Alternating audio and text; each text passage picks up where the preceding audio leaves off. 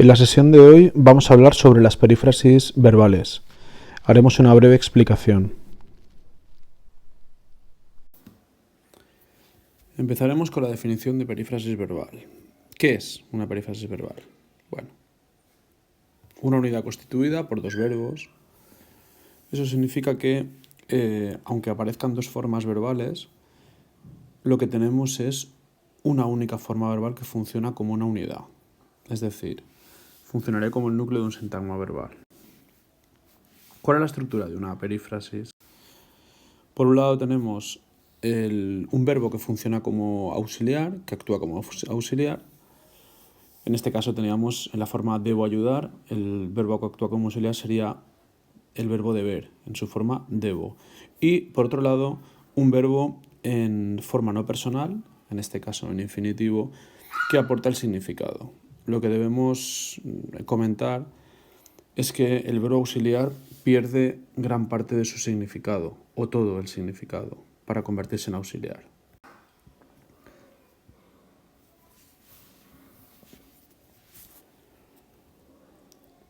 Aquí lo que tenemos es que el verbo auxiliar aporta marcas flexivas de tiempo, modo, número, persona, y en este caso lo que hace es introducir matices de carácter aspectual, es decir, nos marca una perspectiva temporal o un matiz de carácter modal, y en este caso nos marca o bien una obligación o una probabilidad.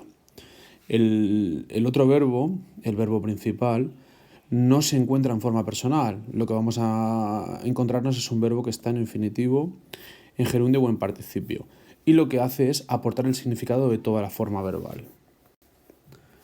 Aquí tenemos tres ejemplos. Está lloviendo copiosamente, debes pagar la cuenta, debe tener la gripe. Señaladas las tres perífrasis. Está lloviendo, ahí tenemos un carácter aspectual, debes pagar, un carácter modal, en este caso de obligación, y debe tener la gripe un carácter modal de probabilidad. Debemos añadir también que dentro de una perífrasis podríamos encontrarnos un elemento de enlace, como una preposición o una conjunción. Aquí tenemos dos ejemplos. Tienes que aprender, en el que aparece la conjunción que como elemento de enlace, y deben de ser unos 50, aquí tenemos otra perífrasis, deben de ser, en la que nos aparece una preposición, en este caso, la preposición de, señaladas en el ejemplo. Bueno, ¿cuáles son los tipos de perífrasis que deberíamos conocer?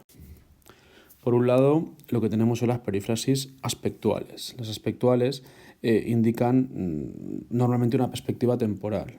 Así las podemos usar para indicar acciones que están a punto de empezar o empezando, acciones que están desarrollándose o acciones que están finalizando o que han finalizado. Vamos a ver unos ejemplos. Voy a empezar, está repasando, lleva estudiados. Aquí tenemos el matiz aspectual. Voy a empezar una acción que está a punto de iniciarse, está repasando, que es una acción que está desarrollándose, y lleva estudiados nos marca una acción que está finalizada. El otro gran grupo de perífrasis son las perífrasis modales, y aquí encontramos dos subtipos, unas de obligación y unas de probabilidad. En el caso de las de obligación tenemos un ejemplo, tienes que aprender, y en el caso de probabilidad deben de ser las 6. Toda esta información ha sido sacada del Diccionario de Lingüística Moderna de la editorial Arial, varios autores. Gracias y un saludo.